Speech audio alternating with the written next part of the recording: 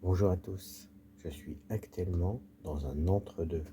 Vous savez, ces moments de transition entre deux univers. Le plus courant, c'est celui des transports. Et là, je vois tout le monde, tête baissée, sur son portable.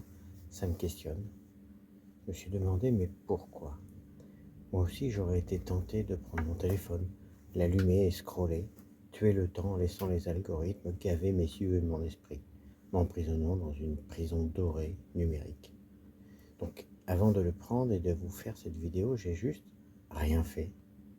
J'ai juste gardé la tête haute, contemplé la scène et m'efforcé d'être présent ici et maintenant, dans mon corps, dans mon esprit, et habiter l'instant présent. Et je vous assure que si je n'ai rien fait, je n'ai pas pourtant perdu mon temps, car focaliser son attention sur habiter l'instant, c'est entraîner nos facultés cognitives, c'est prendre soin de soi, c'est relationner avec son corps. Notre société nous a éduqués à chasser les temps morts, ne jamais être improductif ou oisif. Nous avons peur de nous ennuyer ou de passer à côté de quelque chose qui nous empêcherait de faire société. Nous avons aussi le réflexe pavlovien de nous conformer automatiquement au comportement des autres qui nous entourent. Peut-être aussi avons-nous peur du vide, de nous retrouver nez à nez avec nous-mêmes. Nous avons tendance à fuir ces moments d'entre-deux, puisque par définition, ils ne sont pas une situation clairement définie qui fait appel à telle ou telle facette de notre personnalité, à telle ou telle aptitude. Par exemple, quand on quitte le foyer familial pour aller au travail, on quitte la situation de parent ou conjoint pour aller vers la situation de collègue ou responsable.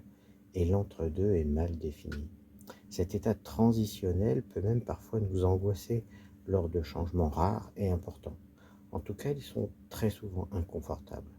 Je vous invite, la prochaine fois que vous êtes dans un de ces moments, ces états transitionnels, en transit, en escale ou en attente, à ne pas fuir cet instant, à ne pas vous réfugier dans le monde magique et attractif du smartphone, mais au contraire, à savourer cet instant suspendu, à écouter votre corps dans cette situation, à juste observer votre état d'esprit et prendre conscience de la fertilité de cet espace-temps.